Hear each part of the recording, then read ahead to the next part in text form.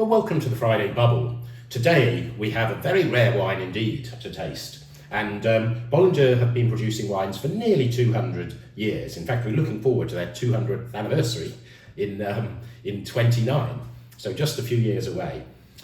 A special wine. Many of you will have heard of La Grande Année Rosé, and they have a famous 4-hectare plot that spills over both sides of the hillside. So we're here in Eye, and from the Bollinger winery, you can literally look up, and it's about 1.5 miles away, and you see this sort of cliff of chalk, and the vineyard is right there behind it. We might insert a little video here that I've got of that vineyard that I took about a year ago.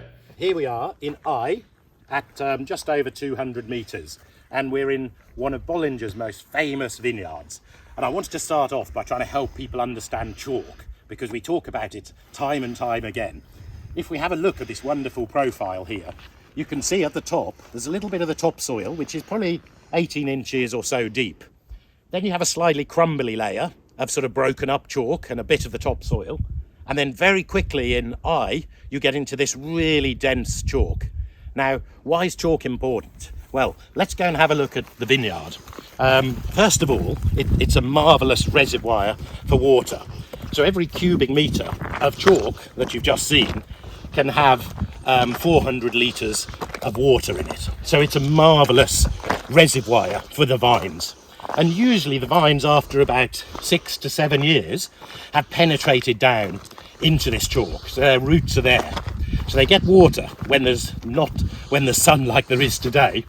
They also get the nutrients, and they start to pick up the character of that chalk. Now, if we have a look at this vineyard, the other most amazing thing here is that it's a very steep vineyard. It's facing south-southeast, and if the cameraman has a little pan around, you'll get some idea of how steep it is. Essi Cote aux Enfants, as a sparkling. Bollinger make a red wine. They put some of that red wine goes into the Grande Année Rosé. But this is a... Yeah, for the first time in 2012, they decided to vinify the northwest facing side vineyards as a Blanc de Noir and released it as a wine of its own. And this 2013 is now the second vintage ever made. So very, very exciting. And I think it's important to just reinforce again that the two sides. So the south side is where the red wine is from, and then the cooler northwest facing side is obviously where this Pinot Noir is from. And it's a very curious vineyard because it's a monopole of Bollinger, which they acquired. They first got some vineyards on the hillside already in the 1860s. Okay. But then with Jacques Bollinger, he wanted to make red wine, and he started to buy more land, actually gathering the whole 4 hectares from altogether 50 different owners. So over the course of a couple of decades. So they finally got the monopoly in 1933, and then they started production of red wine from it the following year. Now, you and I have been lucky enough to taste the red wines from this vineyard, going back to 1930 something, 38 was it, I think, the oldest one. Some of them were incredible still. Yeah, absolutely beautiful, yeah. Great aging capacity. Now, I haven't tasted this. Pinot Noir 2013, Essi. Tell us a bit about, because the vintage was quite unusual. Oh yes, so very late harvest because the spring started late as well, but still a sunny year. It's a nice combination of a sunny year's ripe fruit, but then because it was an October harvest in majority, so it means that the climate was already quite cool at the time, and the wines retained this really nice acidity. So sort of northwest facing aspect, cool year. There's incredible richness in this. I wonder whether Pinot Noir suits a slightly cooler year. Definitely, yes. It's, I think, a nice brother to the Vieille Français for Bollinger, which is a super ripe, location for Pinot Noir, and this is a much cooler one. Right. But still, it's still a very rich wine. But this is quite different from the 2012. Already quite a lot of depth in the yeah. color, a little Sort of. peachy hue even. Of course, fermented in oak fully in the Bollinger fashion, and aged with the natural cork for tirage for a really long time, almost 10 years. So this was disgorged right on the back of the label, March 22. So this has had 18 months post disgorgement, so it should be nicely settled down. Yeah. Have you had a? I've only smelled so far. It has a great richness, lots of very sweet, peachy fruit, lots of spices as well. Yeah. There's a lovely little toasty oak element in here, and it's not like heavy oak, but there's just like a little bit of that spice, I think, that's coming from the barrels. Very peachy, very apricot. Yeah, there's a bit of a contrast between the nose and the palate. The palate is actually very lively. There's a lot of volume to it, but the acidity is very accentuated. Wow! And there's like this sort of tingling sensation to the wine on the palate. It's very lively, very nice. The nose starts to open up now beautifully with more of this honey, very sweet tones coming. There's an incredible richness in this champagne, but it finishes light. It has exactly. Yeah, very dry and very light. I think it has, was it 8 grams per liter of sugar, if I remember correctly. It's incredibly rich. I don't think. Oh, I did taste the 2012. Do you remember them? I do. I much prefer this one because it had a much riper, bigger profile. But this one I love for the freshness and the elegant touch. So they've made only just under 2,500 bottles of this. Yeah. It's incredibly scarce. So I think if you find a bottle, what should they lay it down? There's an interesting question. Where do you think?